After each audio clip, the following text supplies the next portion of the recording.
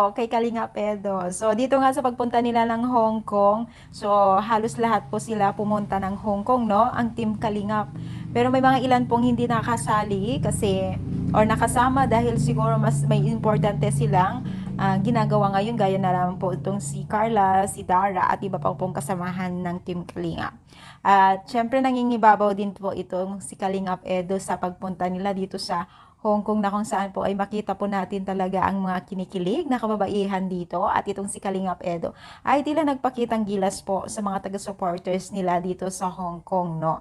So, itong si Kalingap Edo ay talagang bumirit at talagang feel na feel niya kumanta at kita naman po natin dito at naghihiyawan po ang mga kababaihan dito.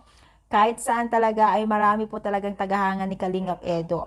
At alam naman po natin na talagang ito si Kalingap Edo ay talagang tumunog din po ang kanyang pangalan dahil po dito sa mga iba't ibang nakasama din niya sa pagiging isang love team or iba pang mga pag-care po niya sa mga kabataan.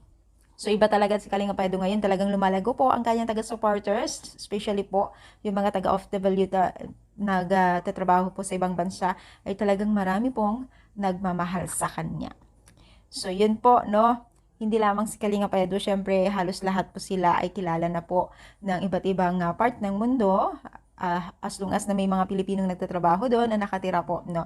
Kasi yung mga charity vlogger talaga ay marami po talagang tumutulong na sponsor at sponsor nagtatrabaho sa iba't ibang lugar. Kaya siguro ito ay marami pong nakakilala sa Team Kalingap, lalong-lalo na po kila Kalingap Rob, Kuya Bal, no? Sayang nga lang guys, hindi nakasama itong si Beyonce na kanyang love team ngayon, no?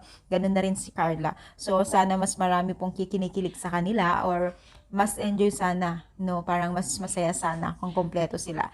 Pero, syempre, andyan naman sila Dave at Joy na nagpapakilig po ng mga taga-supporters, no? Kasi nakikita naman po yun natin yung mga video ni Kuya Bal na nag-update or nagbibigay po ng mga kilig moment ng dalawang si Joy at si Dave po sa kanyang channel. Kaya bisitahin po natin yung mga channel ni Kuya Bal at Kalinga Prab kasi may mga update naman po silang mga vlog, no? About doon sa pinuntuhan nila ngayon sa Hong Kong. So, ano niyo masasabi? Comment down dito sa baba. At syempre, huwag tayong magsawang sumuporta kila Kalingap Rob, Kuya Bal, lahat po ng Team Kalingap na sumusuporta ay huwag tayong magsawang sumuporta sa kanila. So, i-comment down, palike po, kayo rin po ba ay kinilig kay Kalingap Edo? I-comment down na po dito sa baba at palike po ang ating video.